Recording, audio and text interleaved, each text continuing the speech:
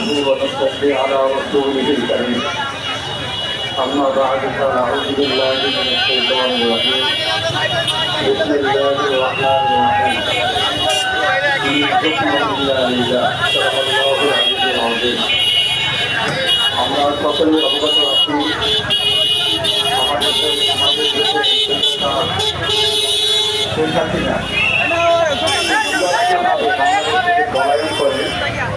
আমাদের বাংলাদেশের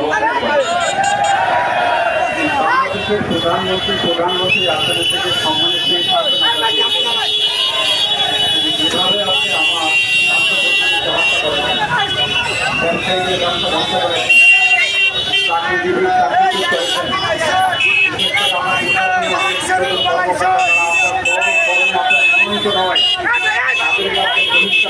চাকরি করেছেন, করেছেন, এটা মূল করে স্থায়ীভাবে সমস্যা মুক্ত করা।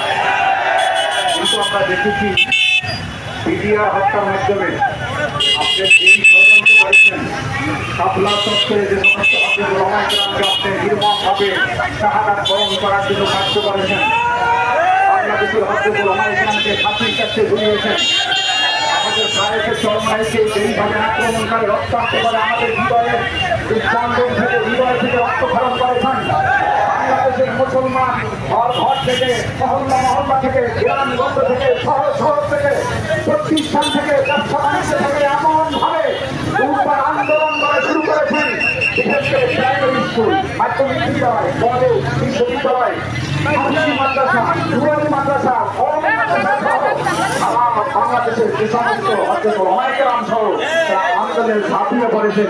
আমরা ভেবেছিলাম আপনাকে আমরা হাতের নাগালে পাবো, কিন্তু আপনি মুহূর্তের মধ্যে গভীর রাত্রে সেনাবাহিনীর মাধ্যমে আপনাকে ভারতের মধ্যে পলায়ন করার সুযোগ করে দিয়েছেন।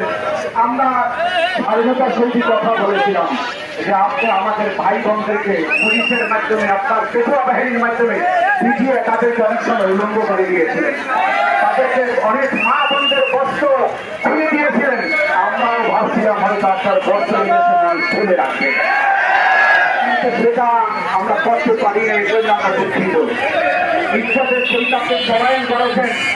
আওয়ামী লীগ 21 বছর পর ক্ষমতায় এসেছে, আবার 5 বছর পর ক্ষমতায় আসবে, এমন একটা অবস্থা আপনি তৈরি করেছেন। আওয়ামী লীগের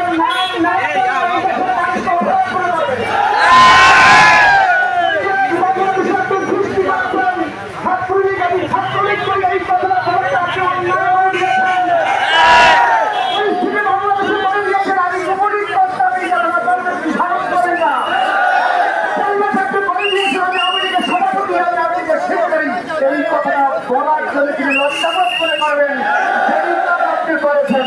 এই জন্য আমি আমার ভাইদেরকে বলবো, বিজয় হয়েছে, বিজয় রক্ষা করা, বিজয় অর্জন করা যেরকম সহজ, বিজয় রক্ষা করা অনেক কষ্ট। এখন আমরা যারা চিন্তা করতেছি হানাহারি মারামারি কাটাহারি আমরা পাই না, আমি আপনাদেরকে বলবো